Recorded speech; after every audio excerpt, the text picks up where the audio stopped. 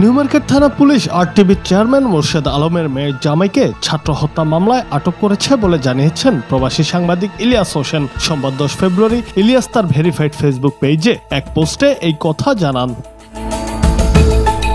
ইলিয়াস বলেন, আরটিভির চেয়ারম্যান মোর্শেদ আলমের মেয়ের জামাইকে ছাত্র হত্যা মামলায় নিউমার্কেট থানা পুলিশ আটক করেছে। আরটিভির কিছু সাংবাদিক এবং একজন সমন্বয়কের তদবিরে তাকে অন্য মামলায় গ্রেফতার দেখানোর পায়তারা চলছে। সাংবাদিক ইলিয়াস নিউমার্কেট থানার ওসিকে সাবধান করে দিয়ে বলেন, ওসি সাহেব সাবধান, খবর আমাদের কাছে চলে এসেছে। ইলিয়াস হোসেন একজন বাংলাদেশি সাংবাদিক এবং ইউটিউবার। তিনি তার ইউটিউব চ্যানেলে বাংলাদেশের রাজনৈতিক এবং সামাজিক সমস্যা নিয়ে প্রতিবেদন করেন, যেখানে তিনি জনস্বার্থ এবং জবাবদিহিতার বিষয় নিয়ে আলোচনা করেন।